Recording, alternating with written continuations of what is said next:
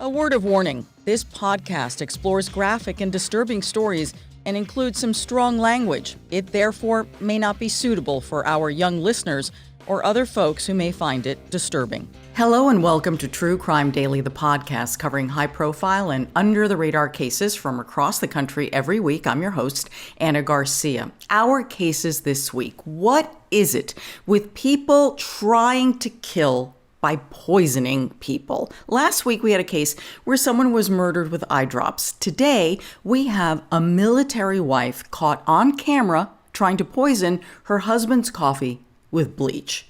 When he told the police that he thought that she was trying to kill him, they said, "Bring us the proof." So he set up cameras everywhere, including right above the coffee machine. And that was enough to get her arrested. But first, this month's solar eclipse captured the attention of millions of people across North America. But for one family, that event appears to have triggered a murderous rampage. A mother who was an astrology influencer, she did readings and predictions and healings, apparently became convinced that the eclipse would trigger the end of the world, the apocalypse, say police. The world did not end, but she ended the lives of most of her family. She stabbed her boyfriend to death, tossed her 2 children out of a moving car on the freeway. Only one survived. And then she took her own life by crashing her car into a tree. It took police a little time to figure out that the stabbing, the children tossed onto the highway, and the deadly car accident were all somehow connected. We are recording this on Wednesday, April 17th of 2024. Our guest today is Natalie Whittingham-Burrell. She is a public defender in Maryland. She's also a YouTuber who has these amazing shows where she not only provides context and legal analysis of current crime cases, but she also offers a lot of advice. Natalie, welcome back to the program. It is so good to see you. Thank you, Anna. It's so great to be here. Thank you for having me. Absolutely. Many of you know Natalie, not only because you follow her, but Natalie filled in one week and did the podcast. And I did not have the privilege and the honor of working with you. So today you're back, and I'm really excited about that. So happy to have you. Thank you so much. And it's great to see you back at the helm. Oh, Natalie, no, you did an amazing job. Just amazing, amazing, amazing. So I'm just honored that you managed to find the time. As a public defender, you have a perspective that in many ways is different from our criminal defense attorneys and our former prosecutors who join us on the program. So I really want to hear your insight in this. The first case for me is, and I'm sure for you and for everyone, is just so disturbing because of the level of violence and how this crime had 3 different crime scenes. Just so disturbing. And I think, Natalie, when you see what appears to be a woman, perhaps in a terrible place, it appears anyone who could do what she has done was struggling with mental illness. Many have suggested that perhaps, including her family, that maybe she was struggling with postpartum depression. This level of violence, how can any of us figure this out? This is one of those situations in which the mental health realm and the law intersect, in which they frequently do. But it appears that the tweets and social media postings that she had leading up to the solar eclipse were indicative that something was wrong. And unfortunately, the language she used was the language of, spirituality, astrology. And so for those reasons, I think maybe it went unnoticed. But she certainly talked about the end of the world being nigh, people being in danger because of the oncoming eclipse.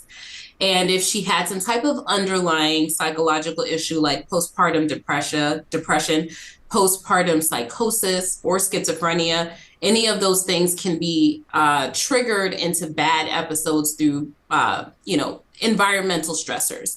And so it seems like the environmental stressor of the eclipse seems to have aggravated something that was already there. But in my practice of criminal defense and being a public defender, you don't normally see women committing crimes like this outside of the mental health realm. Of course, it happens in the world. It's just very rare for mental health to not be involved when they kill their children or their partners.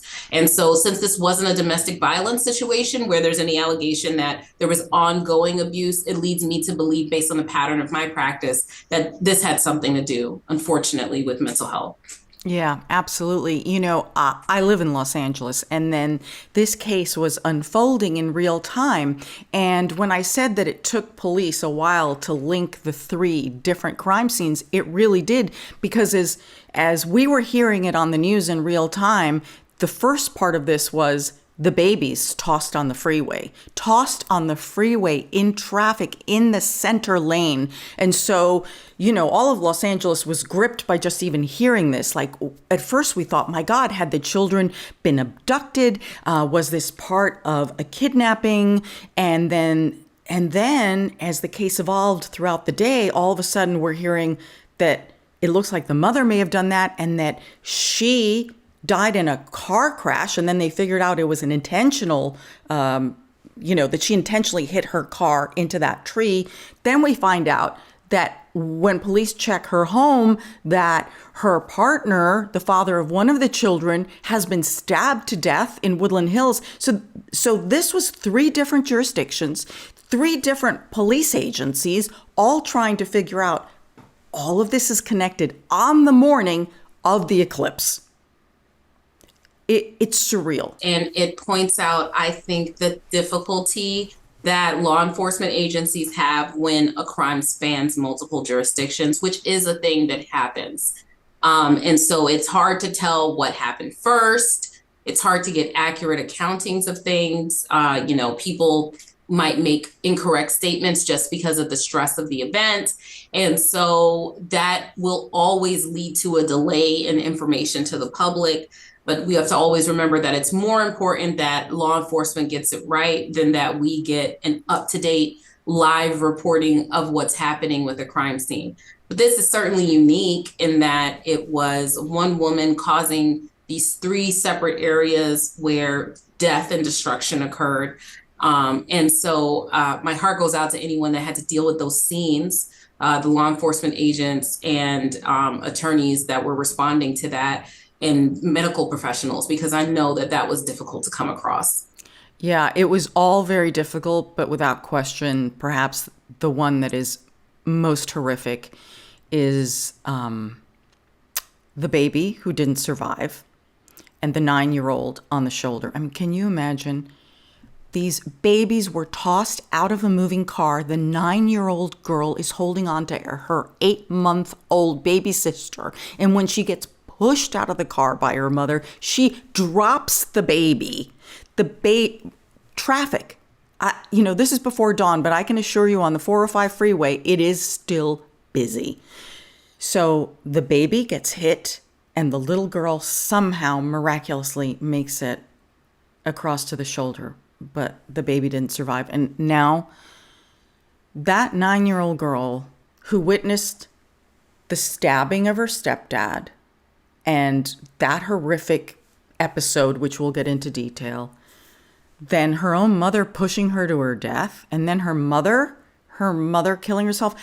I cannot even imagine the level of trauma. I have not heard of anything so severe in quite a while. Especially for one so young, someone who's 9 years old. That's a lot to process.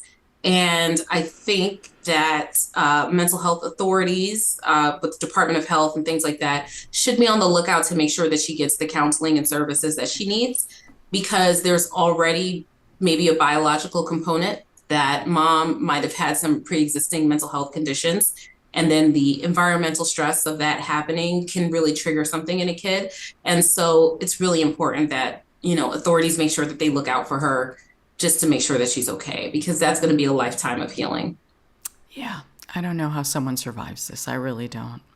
So the person at the center of all of this is an influential astrologer, someone that people followed, paid for guidance and healing. So for her to kill her family during the eclipse, again, it has shocked her followers and her community. So we are talking here, she had a name by which she went professionally, and then her legal name. So we're talking here about 34-year-old astrologer and influencer Danielle Aoka. Now, her legal name, Danielle Johnson, but and on Twitter, where formerly Twitter, now X, her handle was Mystic Lipstick. So that's how a lot of people knew Danielle. She was found dead on the morning of the eclipse. This is right before the sun had even come up, before we even had this solar eclipse. Police say that she was driving her Porsche Cayenne 100 miles an hour on the Pacific Coast Highway, which I can assure you is a kind of narrow, windy kind of road. It is what movies are made of when we think of California and driving along the coast. And this happened in Redondo Beach, which is a beach community. And this was her final violent act, in which she drove that moving car straight into a tree. She was so disfigured by this accident that it took police a while to even properly identify her. Now, this is on the morning of April 8th, and the violence began in Woodland Hills, which is a very residential kind of area. Danielle lived with her partner and her two daughters, a 9-year-old from a previous relationship and an 8-month-old baby with her current partner. And again, only the 9-year-old would survive. Danielle's partner, 29-year-old Jalen Cheney, was a former Air Force technician, and the couple had reportedly lived together for more than 3 years. Police said, as you have said, Natalie, that there was no calls or reports of domestic violence in that family, which is interesting because a lot of times we talk about on this program, where are the red flags? What did we miss? What was going on? And that does not appear to be the case, at least from the police perspective. Do you find that unusual, Natalie? Well, I think that there are always red flags, and you just have to know where to look. I think here the red flags were not within the relationship.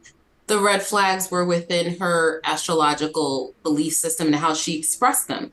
This is America. It's a free country. You can believe whatever you want to believe, right? And it's certainly very popular right now. We see 100,000 followers on Twitter/X. That's a lot, right? Very popular right now to believe in, that the stars have some type of implication on how your day or your life is going to go. However, the way in which she expressed those beliefs online leading up to this did show that she was upset and disturbed by what she thought she was perceiving.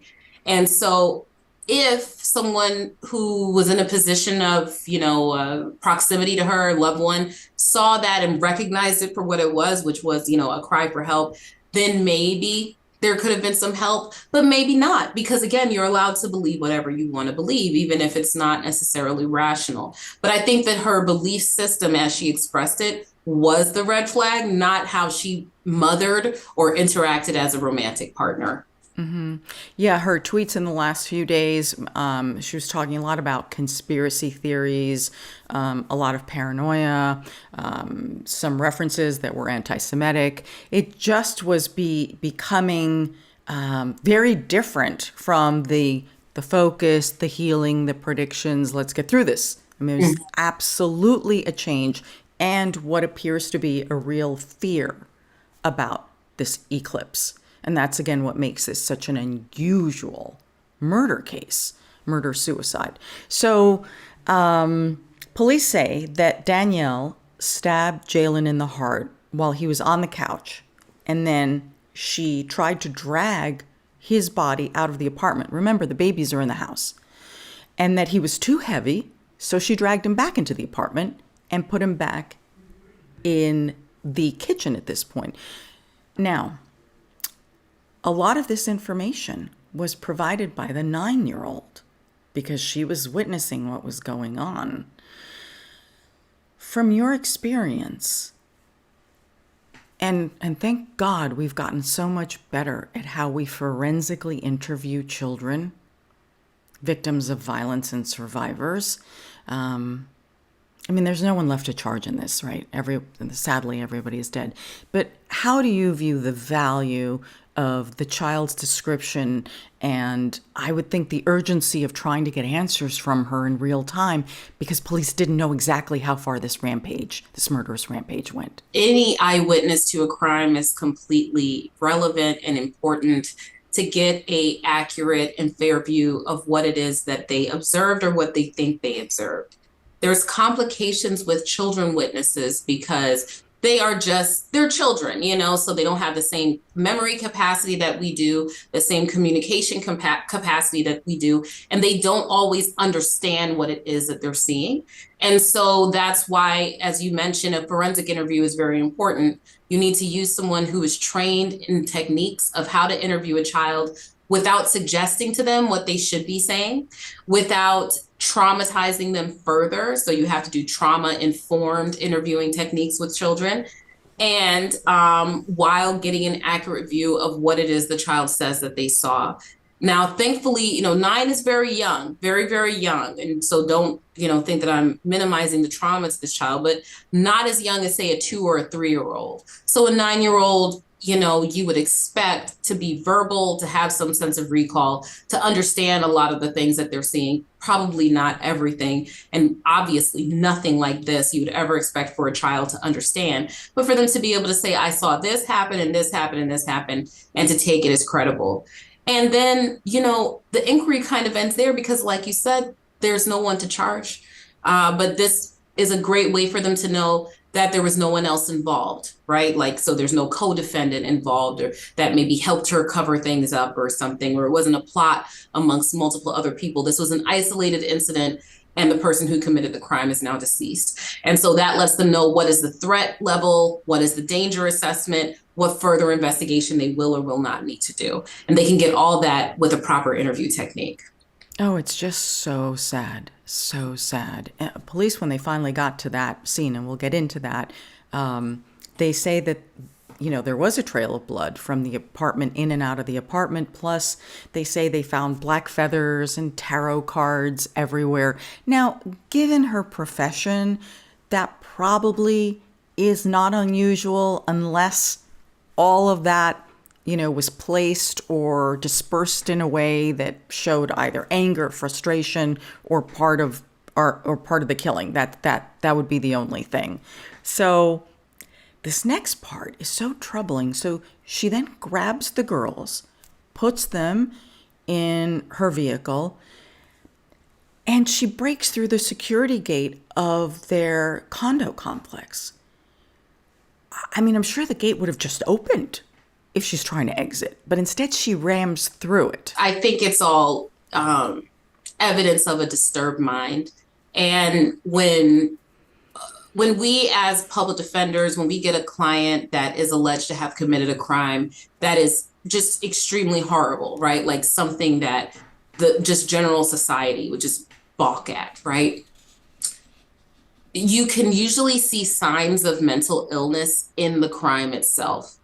So this was not just I wanted to make money from my husband or boyfriend's life insurance, and so I killed them in such a way so that it doesn't look like a killing. Here's all this planning. It's a neat and tidy scene. I try to make it look like a heart attack. I poisoned them or something. But you see that level of chaos, if the feathers are spewing around and so are the cards, and then the gate is being bust open.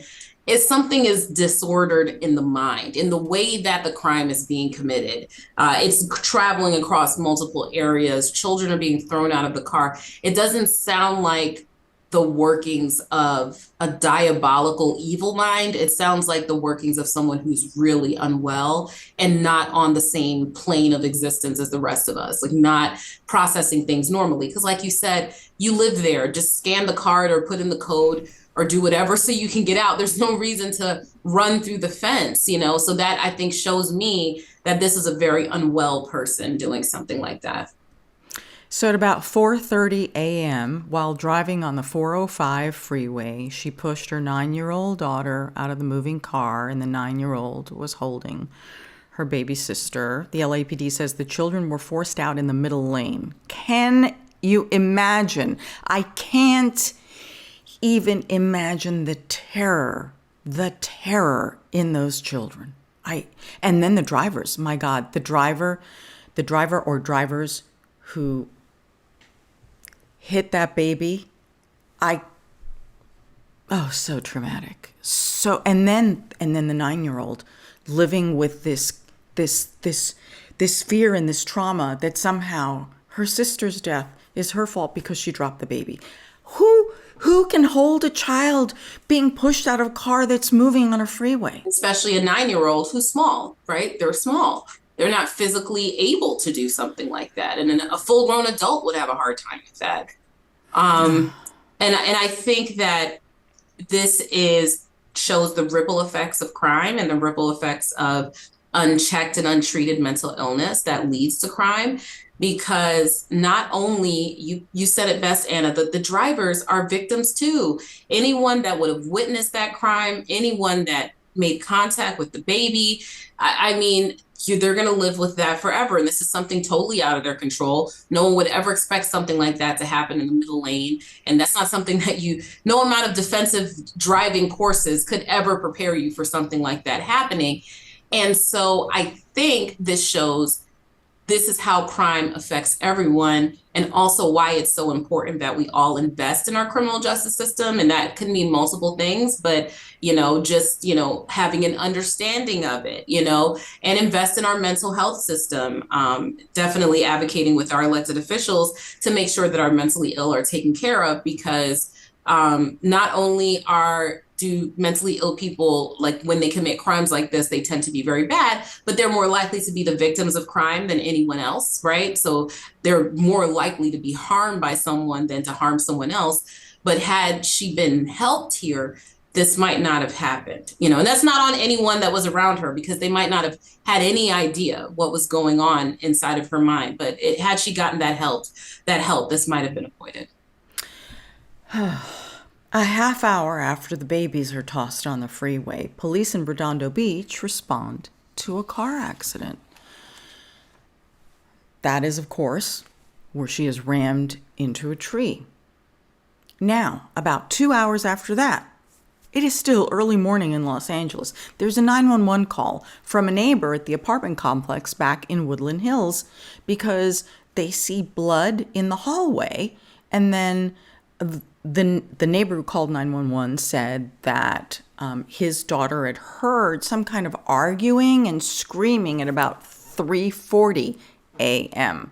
So something was happening with the adults in that home, in that apartment.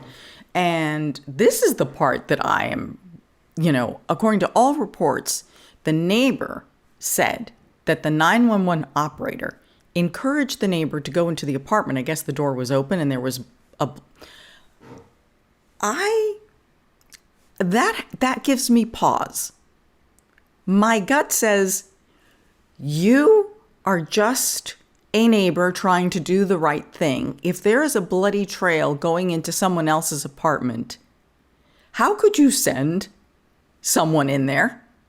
I don't know. That's just me. I mean, you want to help anyone in distress. That's why you're calling 911.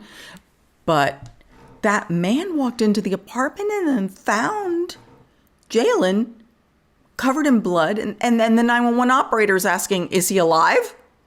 I don't know. I got a problem with that one. I understand. And a lot of the times people have problems with 911 operators when they hear them in action, because a lot of times they don't have the tone that most people are expecting in this type of upsetting emergency situation. But I will say this in defense of the operator.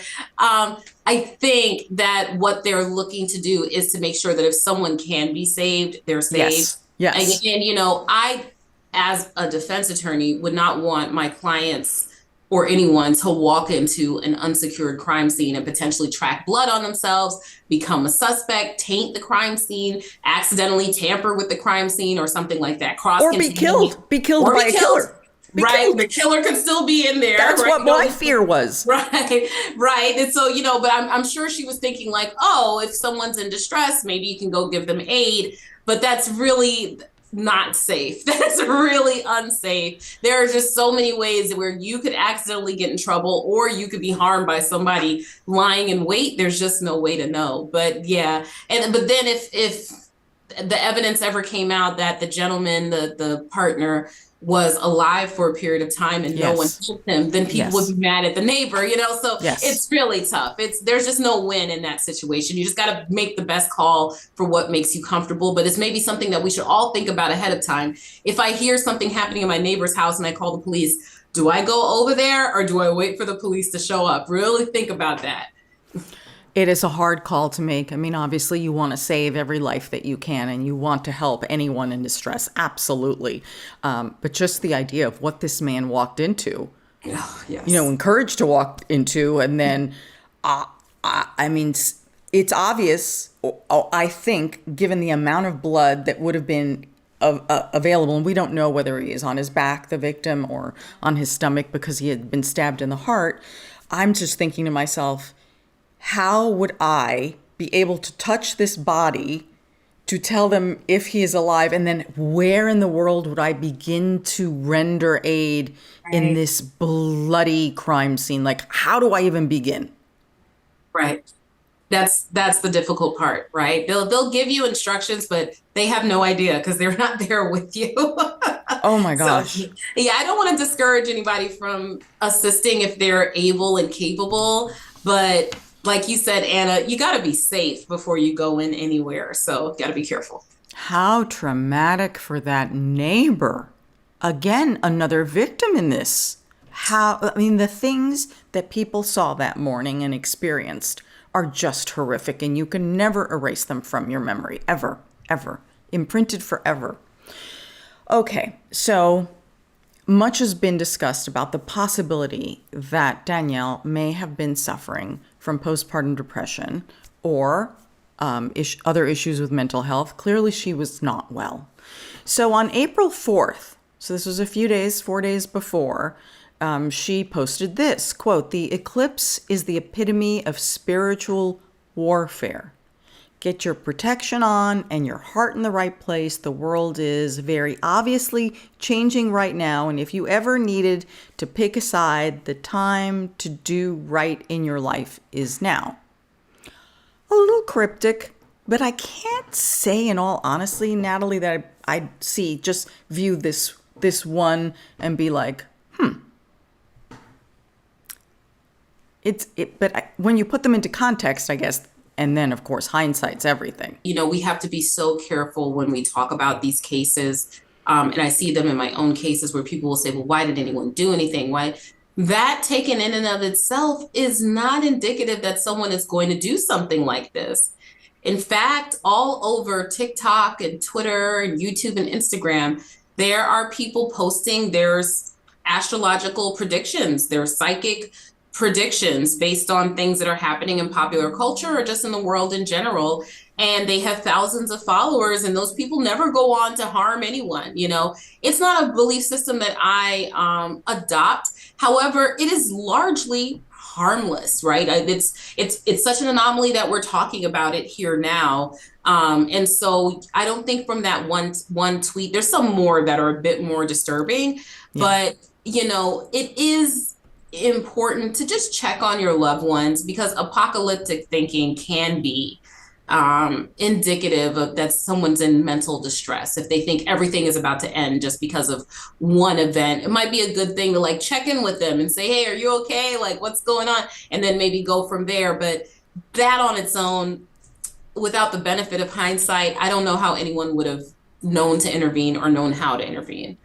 One of the most difficult things to do is when a person is very paranoid and believing in multiple conspiracy theories and is truly fearful that the world is ending or that someone's out to get them or the world or all of that.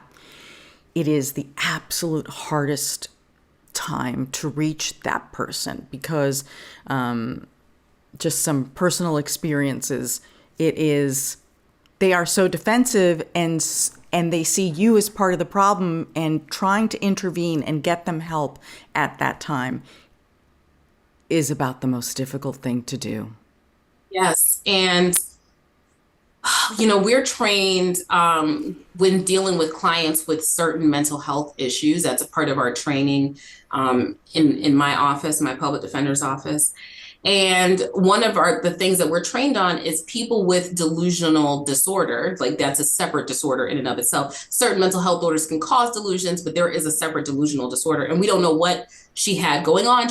We're not privy to any official diagnosis. Just trying to challenge a person with delusional disorder on their delusions reinforces the delusion. Yes. Right. It makes them believe them even more. Now you're a part of the conspiracy. You're in on it too now, so, without the help of a trained mental health professional to intervene, it's really hard for family members. And many states, they make it difficult to have someone hospitalized for something like that. So it's a lot. And there are family members that love their relatives and are totally invested in them, but yet cannot intervene if they do identify a problem, right? And that's just if they're identifying it, because sometimes, it goes unknown and the person keeps it to themselves and you don't know what's really going on the inside. Oh, just the hardest moment. So, as you said, the tweets started to change. So the last activity on X was on April 7th, so the day before, with a repost of what appears to be a QAnon-affiliated account reading, quote, "Alert. This is the final warning. Turn notifications on. Do not look at the eclipse. Something big is coming." I have no words for this one. I really don't. I can't wait to hear, the thoughts of many of you. Because so many of you on YouTube share comments about experiences that you've had with family members and the trauma of all of this. And at the end of the day, so many people dead. So many people dead. A family pretty much ended. Little 9-year-old girl is left standing. Last we heard, she was, of course, taken into protective custody by the Child and Family Services in Los Angeles, and that they were reaching her biological father and trying to figure out what was going to be, because we don't know what kind of relationship she had with him or not. And when a child is in this level of distress, you have to put her in a safe place with someone familiar. And at least in the short term, she has to be stabilized. So I don't know. In a fitting way, those of you who are spiritual or religious, I'm sending all of the universe's good and powerful love towards this little girl. Our next case is out of Tucson, Arizona, where a woman has pleaded guilty to attempting to poison her husband's coffee with bleach. Okay, now in this case, the couple here, they were in the process of divorcing or talking about divorce, yet still living together, but clearly not in a harmonious way, given what's unfolded here. And that's about when the poisoning began. Now, Natalie, I don't know about you, but I feel, honestly, in the last few years, and certainly last week we covered another poisoning case, that one ended up in death. I am seeing, or at least I think, an uptick in these types of murders or attempted murders. Our forensics have gotten better at detecting these things, because I think it used to just be, oh, this guy just died from natural causes, not this whole time his wife has been poisoning him, So I don't know. It does feel like there's more of them, but I'm going to say that it's not because they're increasing, and it's probably just because we're better at detecting poisonings. Which, of course, makes me worry about all the ones we have not detected and have gone under the radar for decades. Yes, for decades. Absolutely. Okay, so this case, we're talking about Melody and Robbie Johnson. They were married, living together with their child when all of this began. Now, Robbie, the husband, says that all of this began in March of 2023 when they were living in Germany. Robbie was stationed there with the Air Force. Now, Robbie is very particular about his coffee. We all have rituals. We all have our things, the way we like things done. Okay. And so did Robbie, which I think is why he started noticing problems. Robbie liked to prepare his drip coffee maker with water and the grounds the night before. Okay, this is the person, right, who was like, because he wants to get up in the morning, push a button, and go. Now, according to him, this coffee maker was only his coffee maker. Nobody else used it. Okay, all right. That's also very interesting. So somewhere toward the end of March of 2023, Robbie said that he started to notice that his coffee had a weird taste to it. Like it was like really bad and bitter. So, he thought, I guess he had changed coffee. So maybe that was it. Then he continued to drink the coffee for like another 2 to 3 weeks. And the coffee did not improve, especially even when he changed the coffee he was using. So this is the part that I find the most curious. So Natalie, he says that he purchased these testing strips for pool chemicals and that he started to test first the water coming out of the sink, thinking maybe there was something in, the water coming out of the faucet. That came out normal. And then he tested the water in his coffee maker, and then that exhibited really heavy levels of chlorine. It's just an interesting thing to, like, I don't know what I would buy and where I would begin to start testing things. But I guess from his point of view, it makes sense. You're living in Germany. You're wondering about the water.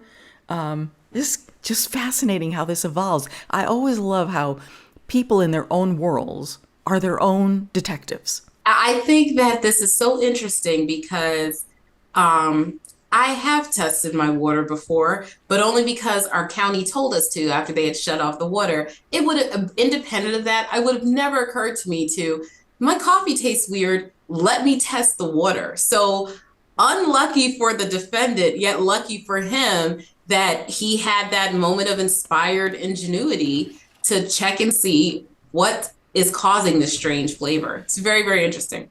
Very interesting. Yeah, absolutely. Very much like, okay, I'm going to fix this problem. Clearly it's the water. Okay, it's not the water. Wait a minute, it's in my coffee maker. Hold on a second. So then he became suspicious that someone was tampering with his coffee maker. Now, who else is in the house? Like, who's going to be tampering with it? It's either, maybe someone sneaking in at night and tampering with it. I guess that's possible.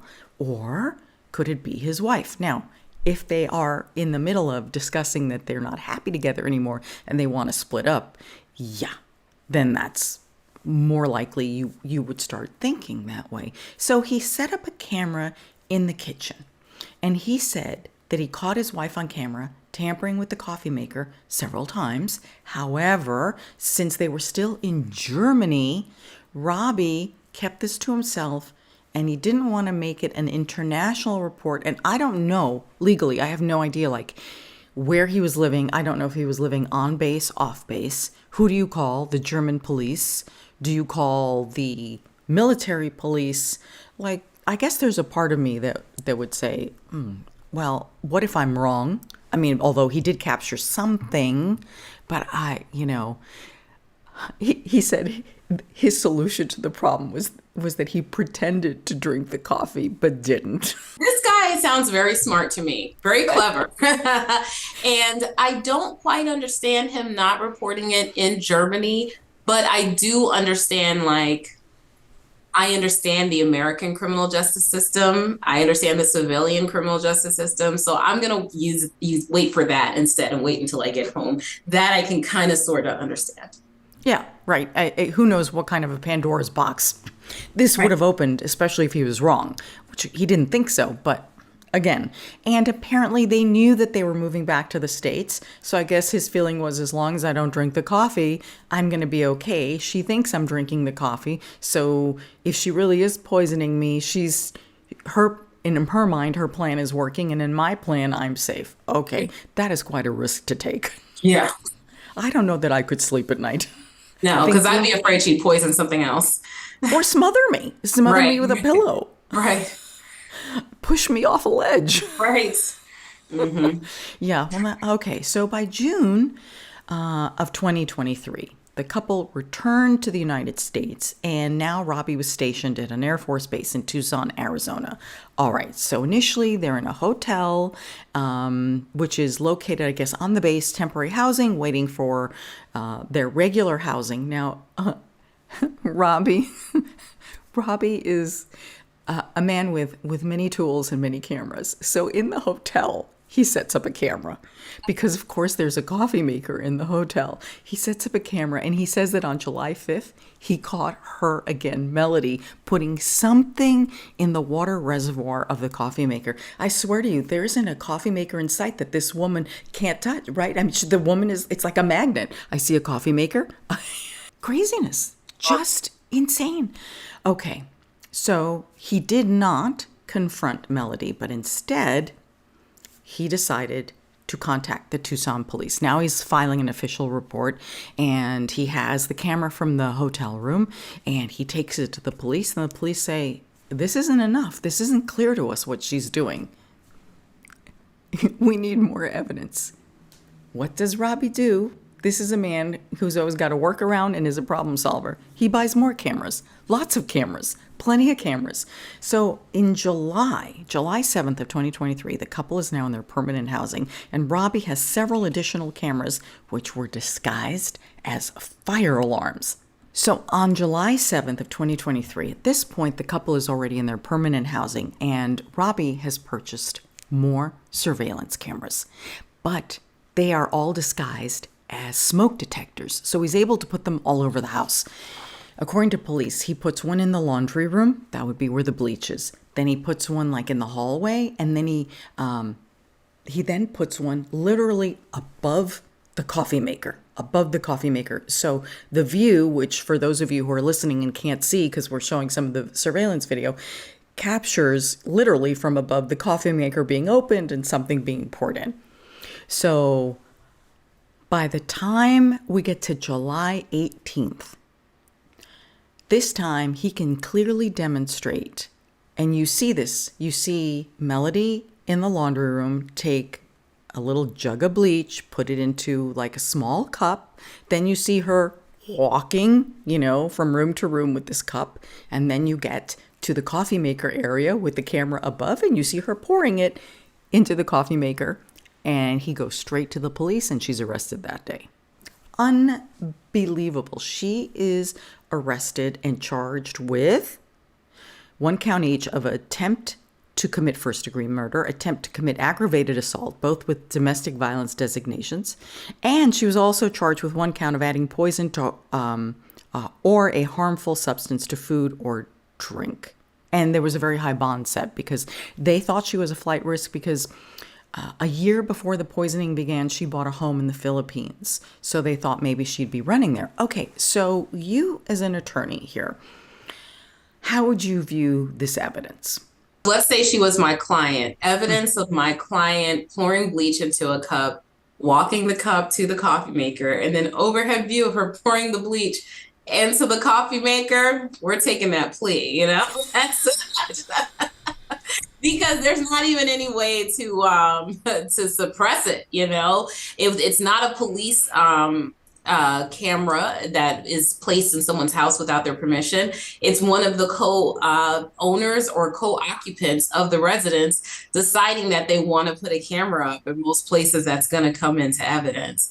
So I really feel like even though it kind of irks me a bit that law enforcement said you need more evidence than this, because I think they could have intervened at that point, he then went and got the best possible evidence that even they probably couldn't get without a court order. So, if I was her attorney, she'd be taking the plea, and that's why her attorneys have her currently taking that plea. Yeah. So now Robbie's claiming that Melody was after his life insurance benefits, and so if he died, she'd end up benefiting from it. I don't know. Now, Melody has claimed that Robbie had sexually assaulted her while they were in Germany. And so therefore she was afraid for her life and wanted, to get rid of him. It is unclear if that allegation ever would have been part of her defense. Do you think that's anything that would have been a mitigating factor at all in this? It could potentially be. This is very tenuous, right? So this would be a shot in the dark.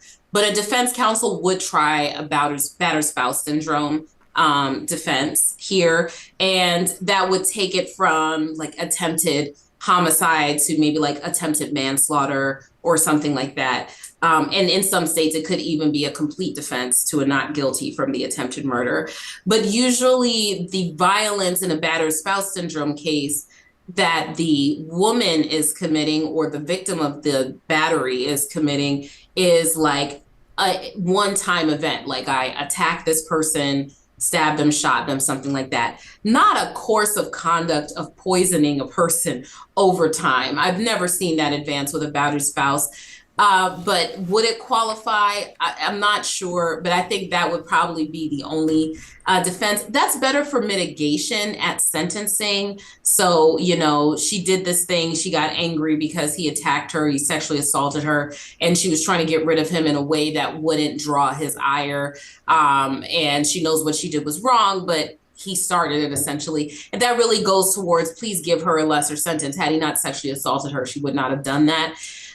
Versus please find her not guilty. It's a weaker argument for a not guilty finding. Well, she avoided trial. She did take the plea, and she entered a guilty plea on 2 lesser counts of poisoning food or drink. And as part of the agreement, Melody had to admit in court that she indeed had poisoned the coffee with bleach. I find this something I see a lot with these pleas, that there has to be, you have to admit to the crime, even if you're admitting to a more heinous crime than the actual plea represents. I'm always in favor of that personally. Like, I want to hear the person take responsibility for what they did and to clearly and declaratively stated in a court, especially when they've done something where they made something up about the victim and they have to say that, no, that wasn't true, because it's just another form of suffering for the victim. I'm just curious what your opinion is on that from your perspective. So I think that serves several purposes, and it's not always the case that the person has to adopt the state's version of events. So say, for example, an Alford plea, they don't have to do that. But in most pleas, either your attorney is saying, yes, what the state said happened, that is what happened, or some courts and some jurisdictions require the defendant to say, yes, that is actually what happened. What the state said happened is what would have been proven in court, right? And so some states allow you to kind of get away with it or get around it by having your attorney make that statement, or at least saying, we accept that these are the facts that would be presented. But some states require that your client outright say that I did these things. And that serves several functions. The first function that it serves is, mental, cathartic, especially if there's a victim involved, to hear the person who victimized you say, yes, I admit that that's the thing that happened. I'm dropping all pretenses. I'm dropping all defenses. I am saying that this is what happened. It also helps mentally with the defendant towards remorse. If they can adopt what they did and admit it and say it out loud, a lot of the times that leads towards a healing process internally within their own selves. And then it also serves a practical effect for the purpose of appeal. So if you want to later on appeal your plea because say, for example, you're saying, well, somebody forced me to plead guilty. I didn't actually do this thing, but I was coerced into it by my attorney, or I was bribed to take this. Well, didn't you stand on the record and say, no one forced me? And yes, those facts that the state said, that is exactly what I did. Didn't you do that? And no one was forcing you while you were saying it. And so they'll take those words to heart if they later on try to appeal for various reasons, including coercion. So that's, the appellate courts making sure that they ensure that the plea is done with the full understanding by the defendant of what they're pleading guilty to, and that they admit that that's the thing that they did. That is fascinating. I never realized it had so many more layers to it than just like, just admit that what you did, you did. Right. So now the question will be sentencing. What will the sentence be? It appears that the maximum will be up to 4 years in prison. It'll be up to the judge. We don't know if time served will be included in all of this. For something like this, what does your gut say would be appropriate and would be justice here? I think that she got such a good benefit from the plea. She's not pleading to the top charge, right? she's pleading to the lesser charges. I am sure she has very minimal to no criminal history based on the fact that she's a military spouse. It just doesn't afford you a lot of opportunity to go out and commit crime without being detected. And so I am pretty sure she would be without a history. However, I think her sentence should be towards the higher end because what she did was so dangerous and it was over time. So if it was like he caught her doing it once, okay, but he caught her doing it across continents, across the ocean, over a span of time where she could have desisted and stopped doing it and she didn't. Seems like she was pretty determined to kill him. And so since she got the benefit of the plea, she should probably sit down in incarceration a little bit longer than she normally would, just because what she did was so dangerous and deliberate. Yeah, she needs an equal amount of time to think about this behind bars. Right. It is time for our comment section. These are the crime cases you all are talking about on social media. So here's our producer, Will Updike. Hey, Will, how are you? Good. How's it going, Anna? Good. Good to see you, Natalie. How are you? Hi, Will. Nice to see you. I'm great. All right, so this week we have a case of a great gift or a bad alibi. This case comes out of Tulsa, Oklahoma, where a woman's alleged birthday present ended in her arrest. Now, according to the Tulsa Police Department, cameras from their real-time information center alerted the system about a stolen Jeep Liberty that was seen driving in the area. So I don't fully know how these systems work, but apparently these cameras are sort of following this vehicle until the officers can go ahead and report a traffic stop. So they eventually pull over the driver, Angela Harrison here, who allegedly came to police with like a heck of a story of generosity. So she allegedly told the officers that she had been at a gas station around an hour before police picked her up. And while she was at the gas station, she happened to run into a customer that she knew from working at the Waffle House. So everything always leads back to that Waffle House. I mean, I love it.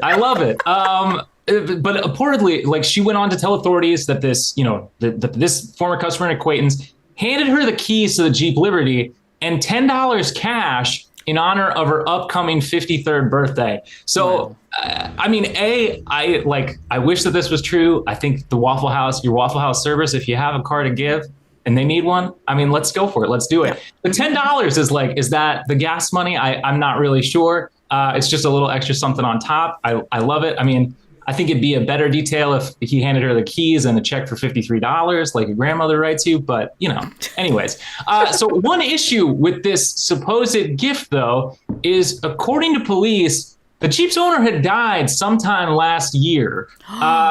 Yes. Okay. And then so we come back to this camera system because they say that like the Jeep had been stolen sometime around Christmas and that they have a photo of Angela in the driver's seat back in January. So, so it was a Christmas present. Right? Yeah. So they ask her about the photo, and allegedly she says, that's me in the photo driving the car, but couldn't really explain how she'd been driving the car months before, after claiming she just got the car, like an hour ago at the thing. This is, I feel like you should probably say less, Natalie, is probably the advice here in this situation. So she was arrested on a charge of possession of a stolen vehicle. And like, as I said, the vehicle owner is reportedly dead, but police have returned the car to the owner's family. Unclear if she's made bond or anything. So I will continue to watch that one. I guess the thing for me is like, Natalie, how long are these camera systems tracking us? Like, they have a picture dating back to January, but they're like following her around on this thing to make a traffic stop. Like, are we like, am I just being like recorded at any and all time, and any time I can just get, I could just get caught up? Yes. Yes. That's terrifying. Law enforcement has been investing in some very interesting, technology. And myself, I don't hate it, now when it comes to your civil liberties, I'm a little worried, but when it comes to preparing for your cases for trial, I don't hate it because it gives you more data points. However, they've got these silent helicopters now that they can follow a car chase, or they can see a crime and they can follow it with the helicopter. And unless you're looking up, you don't even know it's there because it doesn't make any noise and it's filming the entire time. You've got these, they've got facial recognition technology on their phones now to when they capture a suspect and they try to compare it to their DMV photo, and they can take a picture and compare the two and do a facial match. Now, whether or not that's admissible is a different thing, but it helps them do their investigation. And they have these pole cameras that are all over the place in urban areas that are capturing when they hear gunshots, capturing when they see a suspect. And as long as you're in public, the Fourth Amendment isn't really implicated because you have no expectation of privacy in public. And so, yes, you should expect an increase in that and more litigation around that as time goes on. Yeah, well, and I suppose, it cuts both ways. In some cases, really helpful for law enforcement. And I would imagine, like you said, sometimes as a defense attorney, I mean, if there's evidence saying that, you weren't here or there or whatever, I mean, that's great for you as well. So I guess it can kind of go both ways. I just got to say something about this mugshot. I know you can't see it, and for our listeners, I'll describe it. The best way I can describe it is it kind of looks like a Mad TV drawing. If you're familiar, the Mad magazine, the proportions where kind of the cheeks are super big, and it's kind of her face kind of looks like that. So we got a lot of comments on that. So I guess I'll just open with a couple of those. Justin L said, based on her mugshot, she had to fight somebody to steal a vehicle at the Waffle House. I don't know. It's possible. She kind of looks like a sweet old. She looks like a kind of a sweet old lady to me, if I'm being honest. But it is the Waffle House, so the fight should never be precluded. There's always a fight at the Waffle House. There's always a fight at Waffle House. That's why they deserve a vehicle. Okay. It's true. Goody Gumdrop said, I relate to this picture too much to be judgy, which I kind of empathize with, because a lot of times when we're seeing these mugshots, especially the ones that get super popular online, it's man, that person just really got caught at their absolute worst day, their absolute worst time. You got to feel for them. TVM was only thinking about Waffle House. They said, now I want waffles. Classic. I love their grits. I love their grits. Their grits? Man. So good. Yeah. Are you kidding? That's my favorite thing at the Waffle House. They're so crazy good. Mm-hmm. Yeah. Why don't we get the equivalent on the West Coast? I don't know. We don't have a 24-hour diner. I mean, some Denny's and stuff, but not most of them. It's kind of rare. I feel left out of that. But my favorite comment came from Nisette E. They said, and I would have got away with it too if it wasn't for those pesky kids. I think the line is actually meddling kids from Scooby-Doo, but anything involving a Scooby-Doo reference, this is kind of a Scooby-Doo crime with but the mask was pulled off by the cameras, I guess. It's not like a haunted entity. But that will do it for this week's comment section. Thank you so much to everyone who left those. You can do that over on our YouTube community page. We're also on Facebook, Instagram, X, and TikTok. So that'll do it. Yes. Until next week. Natalie, before you go, I really would love it if you would share some of your advice, especially for those people who may not follow you. And we do want to tell everybody where to follow you. But I just found it so interesting in some of your videos that are advice-based about what to do, especially when you're being pulled over by the cops. Because my feeling is always when I'm being pulled over, I'm I have an explanation for everything, right? Whatever. And sometimes you don't even know why you're being pulled over. I mean, honestly, sometimes you really don't. Sometimes you got a little hint. You're like, ooh, I was speeding, wasn't I? And you say not to say a word, not to say a word. Right. Okay. So I cannot stress this enough. I know as maybe it's Americans, we are socialized to be sociable, to greet each other, to talk to each other. When people ask us questions, to look them in the eye and to answer them. And police officers are a point of authority. So of course you would, don't want to be seen as someone who is being disagreeable and maybe a little suspicious. But trust me when I say it is not your job to help them. So when you're stopped in a traffic stop, let's just limit it to that. Keep your hands where the officer can see them. Provide your license, registration, and proof of insurance, and nothing else. You do not have to answer where you're going to or where you are coming from. I've seen plenty of clients pulled out of their vehicles and their vehicle searched because the officer thought it was suspicious that they were going to this location, but they were on this street. And why would they be on that street if they're going to that location? I know people that lie about where they're going tend to have drugs on them, right? And then the person doesn't have any drugs, but they ended up getting searched anyway. So don't say anything about where you're going and just say, I respectfully decline to speak to law enforcement officers without an attorney present, but I'm happy to provide you with the information that you need in order to write me the ticket for whatever the violation is. Do you know how fast you were going? I respectfully decline to make statements to law enforcement officers, but I'm sure that your radar picked up my speed. I just don't want to comment on that, because later on, if you say something along the lines of, I didn't know, for example, say you're knowingly driving around with a license suspended. Plenty of people do that accidentally. Like, they just don't realize that they're suspended. They've gotten a bunch of points or something for paying off traffic tickets, and now they're suspended and they didn't realize it yet. Right? The officer's going to ask you, didn't you know you were suspended? I politely decline to make a statement. You might want to say, no, I didn't know I was suspended. Right. They're going to go look at your record and see where it was mailed to your address, where you got the notice of suspension. They can go and look at that right there in their car. And now why is that? Why would that work against me, right? And harm me and any of my rights to say, no, I had no idea. Right. So no, I had no idea, while it may be the truth, is engaging the officer in a conversation in which he can then start interrogating you on what he sees in your driving record. Like, don't you live at this address? Well, yeah, I do live at that address that's on my record. Okay, well, then you should have known that you were suspended, and now you are guilty and said that you're guilty of driving around with your license being suspended, because many places it's new or should have known. And so it's better just not to say anything at all, because it can lead to something being incriminating, in the future. Like, no, I haven't moved, but I didn't know I was suspended. Oh, maybe I didn't open my mail. You've just incriminated yourself, right? So it's just better just to say nothing, and it can't help you at all. Because when you say, no, I didn't, they're not going to introduce that statement where you said, no, I didn't know at trial, because that's seen as a self-serving statement. They're only going to use statements that are bad for you. So anything that's good that you say will not be used to help you, and only the bad things will be used to hurt you. So it's better to say nothing at all and save it for your lawyer. When you get the ticket, eventually you get your lawyer, right? Because if it's a must appear traffic ticket and you have to go to court, you get your lawyer, and your lawyer will make all the defenses for you. But the police officer, he's already decided he's going to give you a ticket. You can't talk yourself out of it. Don't even try. Oh, I'm sorry, officer. Here's my license and registration. I don't engage in conversations with police without my attorney present, but I'm more than happy to provide you with the information that you need in order for you to write your citation.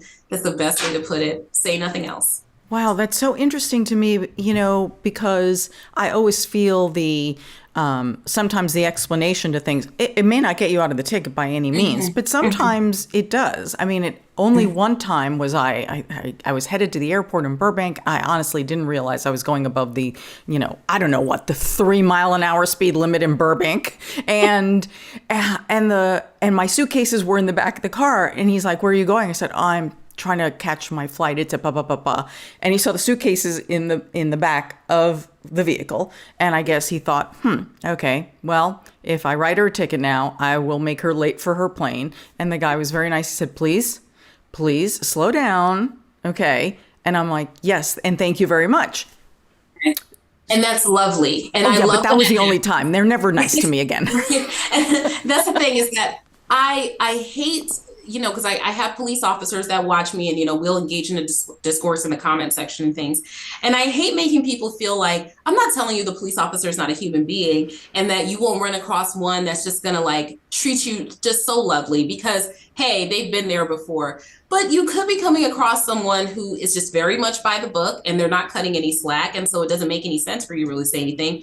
Or someone who's had a particularly bad day that day and doesn't give a damn about your problems. Right. So you're getting that ticket anyway. So I just don't think it's worth it for the few times that it happens where you run across someone who is willing to kind of put the book aside and be nice with you and not write you a citation. Remember, but the default is that they're supposed to do that. They're supposed to write you a citation if they observe a crime, right? They can exercise discretion, but they're supposed to write you a ticket. And so if you think about it that way, like they're just doing what they're supposed to do, I'm going to do what I'm supposed to do. And what I'm supposed to do is to give my license and registration and make no additional statements, because nothing that you say that's good will be used to help you. I really wish I was a part of the Miranda warning, but it's a part of the Fifth Amendment and Sixth Amendment analysis, is that whenever the defendant says something great, it's a self-serving statement. They're never going to use it, and your attorney can't use it, right?